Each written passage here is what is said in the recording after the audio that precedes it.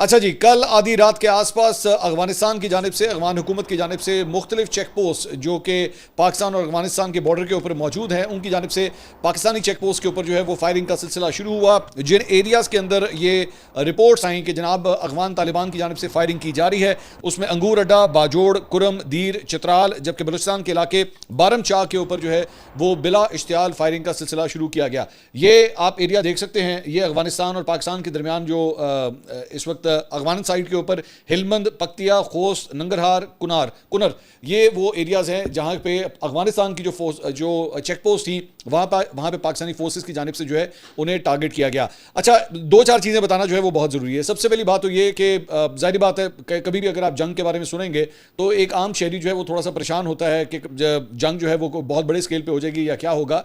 देखिए, सबसे पहली बात तो ये कि आपका जो वेस्टर्न बॉर्डर है यानी कि अफगानिस्तान के साथ और आपका जो ईस्टर्न बॉर्डर है, दोनों एरियाज़ के अंदर बहुत ज़मीन आसमान का फ़र्क है। आपके ईस्टर्न एंड के ऊपर जो भारत है वो एक प्रॉपर डिसिप्लिन फौज उनके पास मौजूद है। उनके पास तीनों जो सर्विसेज हैं, चाहे वो आर्मी हो, नेवी हो या एयरफोर्स हो, जाहिर बात है उनके पास पूरे एसेट्स उसके अंदर मौजूद हैं। उनके पास बहरी जहाज़ हैं, फिजाइया के जहाज़ वहाँ पे मौजूद हैं, फाइटर जेट्स वहाँ पे मौजूद हैं और इसके साथ साथ जाहिर बात है उन्होंने एक बहुत बड़ी फौज जो है वो खड़ी की हुई है। लेकिन इसको कंपेयर करें अगर आप अफगानिस्तान के साथ, तो ना तो उनके पास कोई फिजाइया है, ना उनके पास कोई बहरिया है। अगर उनके पास है तो उनके पास पैदल फौज है, वो भी ज़्यादातर उन तालिबान फाइटर्स की है जो इससे पहले अमेरिका के खिलाफ जो है वॉर ऑन टेरर के दौरान जो है वो जंग लड़ते रहे या उस वक्त की जो कोलिशन गवर्नमेंट थी उसको जो है वो हिट करते रहे। सो कोई प्रॉपर डिसिप्लिन्ड आर्मी जो है वो नहीं है। ज्यादा से ज्यादा ये कमांडो एक्शंस कर सकते हैं, हिट एंड रन किस्म की जो है वो ऑपरेशंस कर सकते हैं। ये एक प्रॉपर डिसिप्लिन्ड वॉर के हवाले से जो एक तरीकाकार होता है उस तरह इनकी कोई किसी किस्म की ट्रेनिंग नहीं है। इन्होंने किसी दूसरे मुल्क के साथ जो है उनके बॉर्डर के ऊपर जाके उस तरह इंगेज नहीं किया है। अगर इन्होंने किसी भी ताकत को इंगेज किया है तो तभी किया है जब वो मुल्क या उसकी फोर्सेज जो है अफगानिस्तान के अंदर लैंड की है। मिसाल के तौर पर रूस हो गया या मिसाल के तौर पर अमेरिका हो गया या उस वक्त की नेटो फोर्सेज हो गई। जब उन्होंने अफगानिस्तान की सरजमीन पर कदम रखा था तब उनके साथ इन्होंने इंगेज किया था और वो भी एक कमांडो स्टाइल एक्शन के अंदर में इंगेज किया था। ये लोग हिट करते थे, स्पेसिफिक टारगेट्स को जो है वो टारगेट करते थे और उसके बाद फिर वहां से जो है वो हिट करके भाग जाते थे वहां से। तो इस तरह इनकी कोशिश रहती थी कि ये उनके एसेट्स को, उनके चाहे एयर बेसेस हों या उनके पेट्रोलिंग यूनिट्स हों, उनको जो है वो इस तरह हिट किया जाए। As such border to border जो है वो इन्होंने जंग जो है वो नहीं लड़ी हुई। दूसरी बात यह कि कल रात को ये जो कुछ भी हुआ है इसका मकसद क्या था? इसका मकसद यह था, सबसे पहली बात तो यह कि पाकिस्तान की जानिब से दहशतगर्दों के खिलाफ, टीटीपी के खिलाफ जो कार्रवाई हुई है, इसने उस बात की तस्दीक कर दी कि जनाब हमला पाकिस्तान ने किया है और इनको बुरी तरह लगाया जाके। तो इसकी रिटेलिएशन के अंदर सिर्फ अवाम को जो है सेटिस्फाई करने की खातिर जो है ये इन्होंने थोड़े से पटाखे चलाए हैं। लेकिन मैं दोबारा ये लफ्ज़ कहूँगा, ये पटाखों से ज़्यादा कुछ नहीं है, क्योंकि ना तो इनके पास कोई ऐसा कोई लॉन्ग रेंज मिसाइल्स मौजूद हैं कि ये पाकिस्तानी शहरों को टारगेट कर सकें। ये ज़्यादा से ज़्यादा इसी तरह check post to check post जो है वो मैन टू मैन फायरिंग के अंदर जो है इन्वॉल्व हो सकते हैं। इससे ज़्यादा ये कुछ नहीं कर सकते।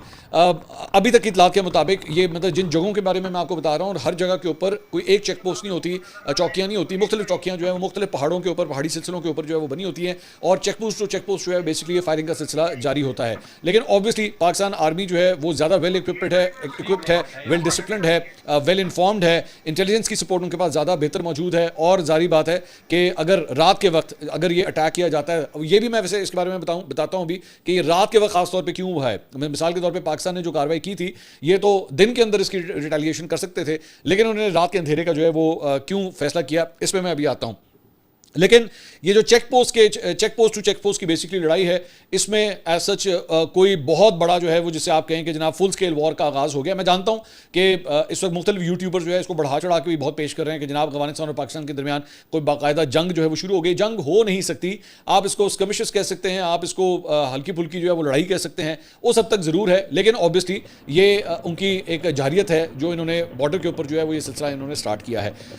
दूसरी बात ये कि इसकी वजह रात के वक्त ये सब कुछ करने की क्यों थी, क्योंकि इन्होंने बेसिकली रात के अंधेरे का जो है वो फ़ायदा उठाने की कोशिश की है। वो ये समझते हैं कि जनाब हम तो वैसे ही डिसएडवांटेज पे हैं इन टर्म्स ऑफ, अगर आप एम्यूनिशन की बात करें या आप ट्रेनिंग की बात करें तो हम तो उसमें डिसएडवांटेज में हैं। तो ज़्यादा से ज़्यादा हम ये कर सकते हैं कि रात के अंधेरे का कवर लेते हुए जो है वो हम ये सिलसिला करें, ताकि नुकसानात के बारे में भी ज़्यादा क्लियरली पता ना लग सके कि हमारा कितना नुकसान हुआ। क्योंकि पाकिस्तान ने इनकी बहुत सी चौकियाँ उड़ाई हैं, ये फुटेजेस आप साथ साथ देख रहे हैं। पाकिस्तान ने इनकी अच्छी खासी चौकियाँ उड़ाई हैं, जिसकी वजह से अब इनकी बेसिकली रात के वक्त करने की कोशिश ये थी कि हमारी उसकी वीडियोस ना बने, क्योंकि पाकिस्तानी फौज की जानिब से जो है इनकी तमाम वीडियोस भी बनाई गई हैं, जिस तरह अटैक्स हो रहे थे साथ ही साथ जो है इसकी वीडियो फुटेज भी जो है वो बनती रही है। तो एक तो रात के वक्त ये सब कुछ करने की एक ये वजह थी। दूसरी बात ये कि जाहिर बात है जब आप रात के वक्त ये सब कुछ कर रहे होते हैं तो उसके बाद पाकिस्तान की जानिब से कल रात को जो है वो फाइटर जेट्स भी उड़ाए गए, जिन्होंने मुख्तलिफ कंपाउंड्स को, मुख्तलिफ चौकियों को भी निशाना बनाया है। अभी तक हमारे पास ये डिटेल नहीं आई है कि पाकिस्तान ने क्या सिर्फ फाइटर जेट्स का इस्तेमाल किया है या ड्रोन्स का भी इस्तेमाल किया है या नहीं, लेकिन इस सिलसिले में मुतज़ाद इतलात आ रही हैं कि फाइटर जेट्स भी इस्तेमाल किए गए और शायद ड्रोन्स भी इस्तेमाल किए गए हैं। शायद आपको ये बात पता ना हो सकता है कि मैंने पाकिस्तान भारत के दरमियान जो जंग हुई थी उसके अंदर मैंने तफसीलात से आपको आगाह किया था कि पाकिस्तान के पास जो कॉम्बैट या स्ट्राइक करने वाले जो ड्रोन्स हैं उसकी बहुत बड़ी तादाद यहाँ पे मौजूद है पाकिस्तान के पास, और वो ख़ास तौर पे दहशतगर्दों के हवाले से ख़ास तौर पे इस किस्म की जो लड़ाइयाँ होती हैं जो मतलब सरहद के उस पार से फायरिंग का सिलसिला, सिर्फ उनको टारगेट करने के लिए वो ड्रोन्स हैं, वो इस तरह की टेक्नोलॉजी डेवलप की गई है। और पाकिस्तान के जो एयरफोर्स है उनके पास पूरा एक यूनिट इसका मौजूद है जो ये बनाता भी है, और साथ ही साथ यहीं से उनको जो है वो ऑपरेट भी किया जाता है और उनको टारगेट के ऊपर जो है वो पहुँचाया जाता है और उसके बाद वो वहाँ पर हिट करते हैं। तो कल रात का ये जो सिलसिला है जो ये स्टार्ट किया गया, तकरीबन कोई रात को 1-1:30 बजे तक जो है ये खबरें आना शुरू हो गई कि काबुल ने ये कह दिया है कि जनाब हमने बस जो करना था हमने कर दिया, हम मजीद कुछ नहीं करेंगे। उनको इस बात का बेसिकली डर ये था, अफगानिस्तान की हुकूमत को बेसिकली इस बात का डर ये था कि जी ठीक है हमने यहाँ से थोड़े से पटाखे तो चला लिए हैं, लेकिन अगर पाकिस्तानी साइड जो है वो ये पटाखे चलाती हुई अगर अंदर ही घुस आई और हमारे एरियाज़ के ऊपर जो है उन्होंने चौकियों के ऊपर आके या मुख्तलिफ एरियाज़ के ऊपर जो है कब्जा करना शुरू कर दिया, तो इनको आगे से हम छुड़ाएंगे किस तरह। सो तकरीबन रात को 1-1:30 बजे जो है वो काबुल की जानिब से ये अहकामात आना शुरू हो गए अपनी अफवाज को, तालिबान फाइटर्स को, कि जनाब बस मजीद जो है वो गोलियां ना चलाई जाएँ, जो होना था बस वो हो गया, इससे ज़्यादा कुछ ना किया जाए। लेकिन जाहिर बात है कि पाकिस्तानी अफवाज ने तो है भरपूर तरीके से इसका जवाब दिया है और अफगानिस्तान की साइड के ऊपर जो है वो अच्छा खासा नुकसान हुआ है। जेहन में रखिएगा कि ये रिपोर्ट करना बड़ा मुश्किल काम है कि वहाँ पर जो है वो कितना को इनका नुकसान हुआ है, क्योंकि वहाँ पे फ्रीडम ऑफ प्रेस हो गई। इवन दो हमारे फ्रीडम ऑफ प्रेस के हवाले से हम पाकिस्तान के अंदर भी जो है वो अक्सर औकात आवाज़ बुलंद करते रहते हैं, लेकिन अफगानिस्तान में तो इस नाम की कोई चीज़ ही नहीं है ना। मिसाल के तौर पे आप कोई एक्सपेक्ट कर सकते हैं कि कोई इंडिपेंडेंट जर्नलिस्ट जो है वो ये रिपोर्ट कर पाएगा कि कितने तालिबान फाइटर्स जो हैं वो रात को मारे गए हैं, वो आपको इन्फॉर्मेशन इसकी मिल ही नहीं सकती।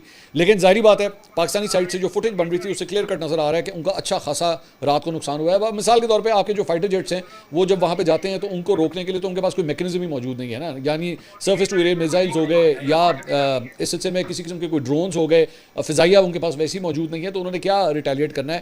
तो आपका जो एयर स्पेस है उसके ऊपर तो पाकिस्तान की पूरी तरह जो है वो हावी है उसके ऊपर।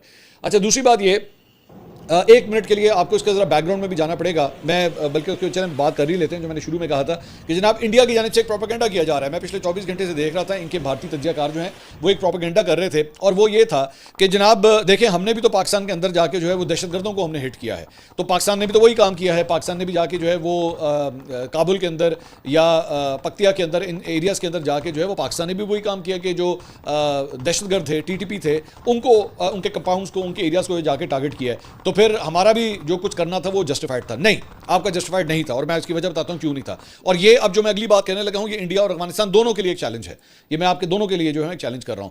इंडिया और पाकिस्तान के दरमियान जो मामला स्टार्ट हुआ था वो पहलगाम से स्टार्ट हुआ था। पहलगाम के अंदर जब निहत्ते शहरियों की जो है वो हलाकत हुई थी और पाकिस्तान ने उसकी मजम्मत की थी, पाकिस्तान ने कहा था ये गलत है, ये जो कुछ भी हुआ उसे गलत है, हम इसे किसी तरह जो है वो कबूल नहीं करते। और सबसे बड़ी बात ये कि पाकिस्तान के वज़ीर आज़म ने एक ऑफिशियल तकरीब में खड़े होकर ये अनाउंसमेंट की थी कि जी इसकी इंडिपेंडेंट इंक्वायरी आप करवाएं, इसकी इन्वेस्टिगेशन करवाएं, इंटरनेशनल किसी भी ऑर्गेनाइजेशन से इसकी इन्वेस्टिगेशन कराए, और वो जो भी जिसको कसूरवार ठहराते हैं हमें वो रिजल्ट कबूल होगा। भारत ने इस ऑफर को कबूल करने से इनकार कर दिया था, ठीक है, भारत ने इस ऑफर को कबूल करने से इनकार कर दिया था। आज तक आपकी कोई इन्वेस्टिगेशन ये बात नहीं कह सकी है कि पाकिस्तान उसके अंदर इन्वॉल्व था। आपने पहलगाम का सहारा लेते हुए जो है वो पाकिस्तान के ऊपर हमला किया और उसके बाद मुंह की खानी पड़ी, आपके 6 जहाज जो है वो टीन के डब्बे साबित हुए, वो कचरे का ढेर के अंदर जो है वो पड़े हुए थे।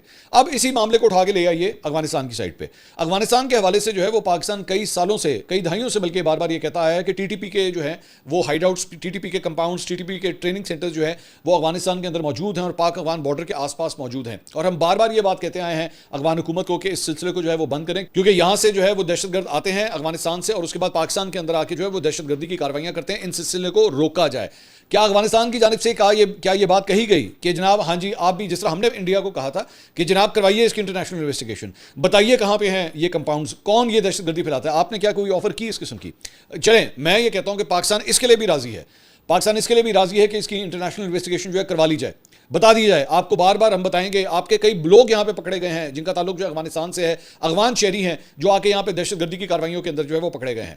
तो अफगानिस्तान की जो हुकूमत है, अब उनकी क्या रीजन है, वो भी मैं बता देता हूं कि जनाब वो इन लोगों के अगेंस्ट एक्शन क्यों नहीं लेते। वो इन लोगों के अगेंस्ट एक्शन इसलिए नहीं लेते क्योंकि वो ये समझते हैं कि जनाब इन लोगों ने जो है हमारे साथ जो है वो, जब अमेरिका यहां पे मौजूद था या नेटो की फोर्सेज यहां पे मौजूद थी, कोलिशन फोर्सेज जब यहां पे मौजूद थी, इनके खिलाफ जंग में इन्होंने हमारा साथ दिया हुआ है, तो हम इनके अगेंस्ट अब एक्शन किस तरह लें। इनको तो ये हमारे रैंक्स एंड फाइल्स के अंदर हमारे यहाँ पे इन्होंने ट्रेनिंग हासिल की हुई, इनको तो सिखाने वाले, ट्रेनिंग देने वाले हम इनके अगेंस्ट एक्शन किस तरह लें।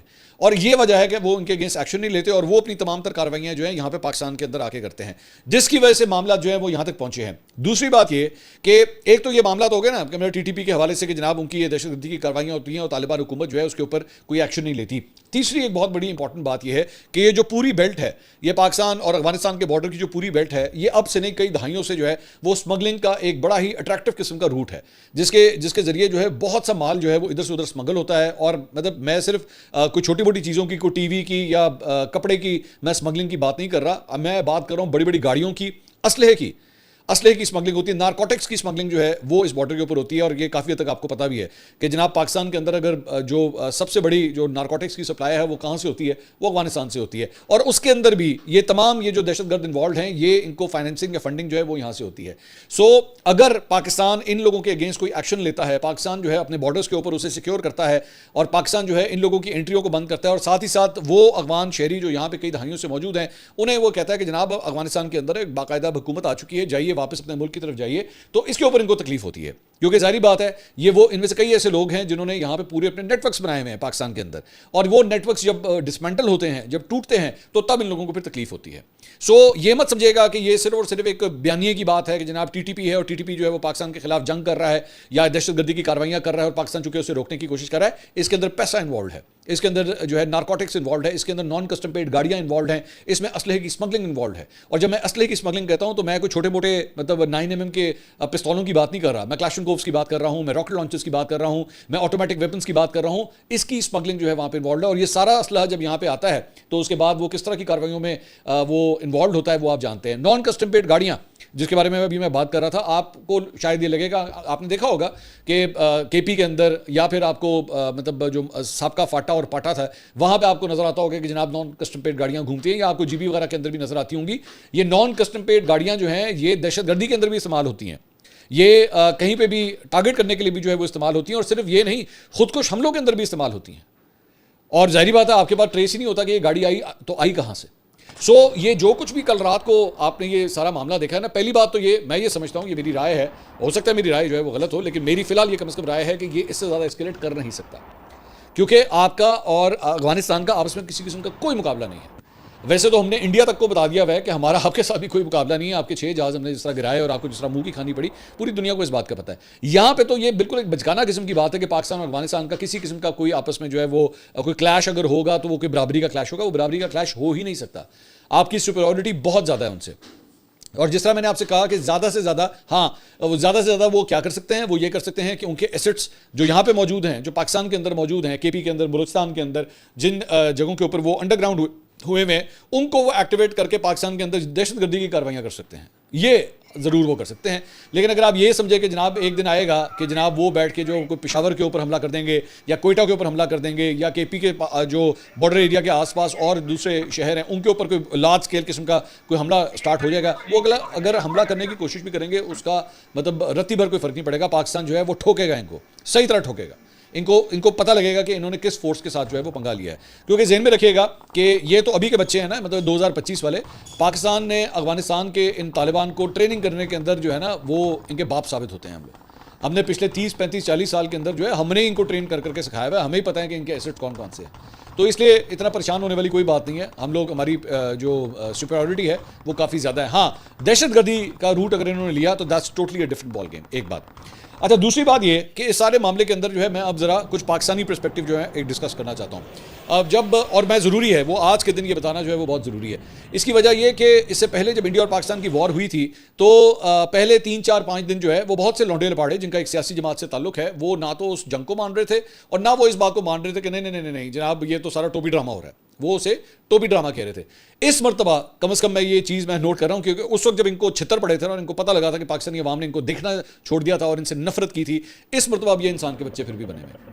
Not all of them but most of them. अभी भी 3-4 ऐसे हैं जिनको मैं पिछले 24 घंटे से मैं देख रहा हूं कि उनको अभी भी मरोड़ उठ रहे हैं कि जनाब ये क्यों हो रहा है, और उसके अंदर वो पाकिस्तान और अफगानिस्तान के इस मामले के अंदर भी पाकिस्तान को जो ब्लेम करने की कोशिश कर रहे हैं। इनका ताल्लुक भी पाकिस्तान से है, ये खाता भी पाकिस्तान से है, इनकी व्यूशिप भी पाकिस्तान से है, और ये हिट भी पाकिस्तान को ही कर रहा है। तो इनसे ज्यादा डबल बेगैरत कोई नहीं हो सकता है। एक बेगैरती इन्होंने पाकिस्तान और भारत की जंग के दौरान दिखाई थी, और एक बेगैरती अब ये पाकिस्तान और अफगानिस्तान के दरमियान ये जो क्लैशेस हो रहे हैं ये उसके ऊपर दिखा रहे हैं। मैं दोबारा ये बात कहूंगा, ऐसे कम से कम जो नासूर होते हैं ना, उनको इन मौके, ये वो मौके होते हैं, ये वो टेस्टिंग टाइम्स होते हैं जब एक्चुअली आपने चेक करना होता है कि आपके अंदर काली भेड़ें कौन सी हैं। कि जब आपका मुल्क एक दूसरे मुल्क के साथ क्लैश कर रहा है तो ये बेशरम और बेगैरत जो है वो अपने ही रैंक्स एंड फाइल्स के लोगों को जो है वो हिट करना शुरू कर देते हैं। लेकिन इनमें से कई ऐसे हैं जो माजी के अंदर एक्चुअली जब वो पाकिस्तान और इंडिया की वॉर हुई थी तो उस वक्त ये लोग इंडियन नैरेटिव को पेडल कर रहे थे, लेकिन जब इनको छितर हुए पड़े, इनको 5-6 दिन 1 हफ्ता जो है इनको लोगों ने लान तान की, तो उसके बाद इन्होंने यू टर्न लेना शुरू कर दिया कि नहीं नहीं नहीं हम तो पाकिस्तान के साथ हैं और पाकिस्तान की जंग है और पाकिस्तान जीतेगा और सारा कुछ। पाकिस्तान तो अल्लाह का शुक्र है कि पाकिस्तान वो जंग जीता, पाकिस्तान जो है वो ये जंग भी जीतेगा जो अफगानिस्तान ने ये मुसल्लत की है, वो ये जंग भी जीतेगा। ये जंग सिर्फ अफगानिस्तान के खिलाफ नहीं है, ये जंग दहशतगर्दी के खिलाफ है, और पाकिस्तान इसको शिकस्त देगा क्योंकि इसका और कोई हल नहीं है। मैं ये कहना चाहूँगा कि ये रूट अब ख़त्म होना चाहिए। सियासी तौर पे भी ये जो लोगों के दिमागों के अंदर एक नैरेटिव बिल्ड करने की कोशिश की गई है कि नहीं नहीं जनाब इनके साथ मुज़ाकरात किए जाने चाहिए। क्या मुज़ाकरात करेंगे आप बताइए, क्या मुज़ाकरात करेंगे? अगर वो आपको ये कहते हैं कि जनाब आपका मिसाल के तौर पे आपका सवात का एरिया है, चले आइए सवात को एक एग्जांपल के तौर पे ले लेते हैं, वो ये कहते हैं कि जनाब यहाँ पे रिट ऑफ द स्टेट नहीं चलेगी, यहाँ पे कानून वो चलेगा जो हमारा कानून होगा। मानेंगे आप इस बात को? यहाँ पे पुलिस वो करेगी जो हम कहेंगे, यहाँ पे फौज एंटर नहीं हो सकती, यहाँ पे कोई चेक नहीं किया जाएगा, चाहे यहाँ पे नारकोटिक्स बिकती है तो बिके, यहाँ पे असलहा बिकता है तो बिके, खबरदार कोई किसी से नहीं पूछेगा। ये चाहते हैं आप? ये मुज़ाकरात होने चाहिए?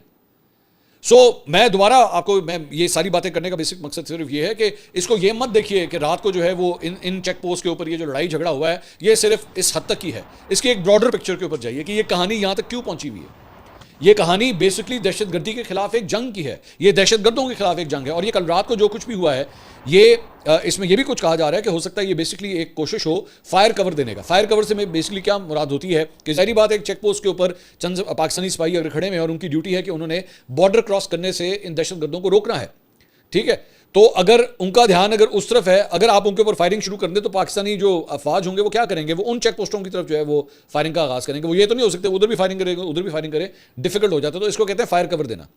तो फायर कवर बेसिकली दे के जो है इन दहशतगर्दों को पाकिस्तानी बॉर्डर क्रॉस करवाने की शायद कोशिश भी हुई है, जिसकी वजह से एकदम इतने फ्रंट्स के ऊपर जो है वो ये सिलसिला खुला। लेकिन उसके बाद जब जाहिर बात है पाकिस्तानी अफवाज ने इसका जवाब दिया, पाकिस्तानी फ़िज़ाइया की जानिब से जब इसका जवाब दिया गया तो इंसान के बच्चे बन गए। चंद घंटे लगे और काबुल की जानिब से जो है वो ये कह दिया गया कि बस बस बस हमारी तरफ से मज़ीद कोई फायरिंग नहीं होगी। अब आई डोंट नो ये जो कभी अब मज़ीद कोई फायरिंग नहीं होगी ये सिर्फ आज की रात की हद तक है या कल रात ये दोबारा ये सिलसिला शुरू होगा, I don't know about that. लेकिन जाहिर बात है बहुत कशीदा हालात हैं इस बॉर्डर के ऊपर, और जो आसपास के शहर हैं जो इन बॉर्डर एरियाज़ के ऊपर रहते हैं, चाहे वो अफगानिस्तान वाली साइड पर हो या पाकिस्तान वाली साइड पर हो, वहाँ के शहरी ऑब्वियसली डरे हुए हैं, परेशान है। सो लेट्स सी, अल्लाह बेहतर करेगा। आप दुआ कीजिए इस मुल्क की हिफाजत के लिए और ये मुल्क जो है इंशाल्लाह इसी तरह तरक्की करता रहे और हर जंग जो है वो जीतता रहे। अगली वीडियो में आपसे दोबारा मुलाकात होगी। अल्लाह हाफ़िज़।